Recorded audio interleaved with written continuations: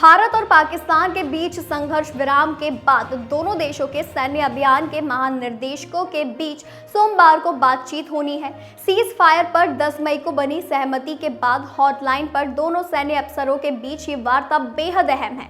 लेकिन ये हॉटलाइन क्या है जिस पर दोनों देशों के सैन्य अफसर बात करने वाले हैं? भारत और पाकिस्तान में तय आर्मी प्रोटोकॉल के बीच हर हफ्ते मंगलवार को डीजीएमओ ऑफिस के बीच हॉटलाइन पर वार्ता होती है। नियंत्रण रेखा और अंतर्राष्ट्रीय सीमा के हालात और सैन्य स्थिति पर चर्चा की जाती है। संघर्ष विराम उल्लंघन को लेकर शिकायत हॉटलाइन से दर्ज कराई जाती है। डीजीएमओ के बीच 2 बार बातचीत हुई है। भारत ने पाकिस्तान की ओर से गोलीबारी और संघर्ष विराम उल्लंघन का मुद्दा उठाया था।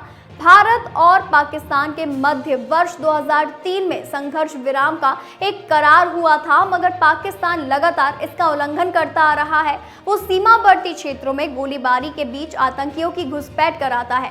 हालांकि साल 2022-23 में संघर्ष विराम उल्लंघन की घटनाएं काफी कम थी, लेकिन 2018 से 20 के बीच सीज फायर वायलेशन की घटनाएं 2 से 5,000 के बीच थी।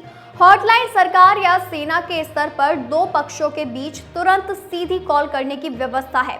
ये आम नागरिकों के लिए नहीं होती है। 2 देशों के राष्ट्रपति, प्रधानमंत्री या सैन्य अधिकारियों के बीच ऐसी हॉटलाइन पर बातचीत होती है। हॉटलाइन पर वार्ता बेहद सुरक्षित, गोपनीय और आधिकारिक स्तर पर होती है। युद्ध या सैन्य कार्यवाही के दौरान जब 2 पक्षों में सरकार या किसी अन्य स्तर पर सीधा संवाद नहीं होता, तब ये संजीवनी साबित होती है।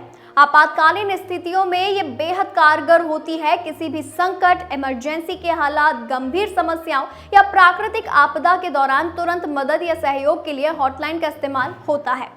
ऐसे वक्त जब अन्य संचार साधन काम ना कर रहे हों तो ये बेहद मददगार होती है।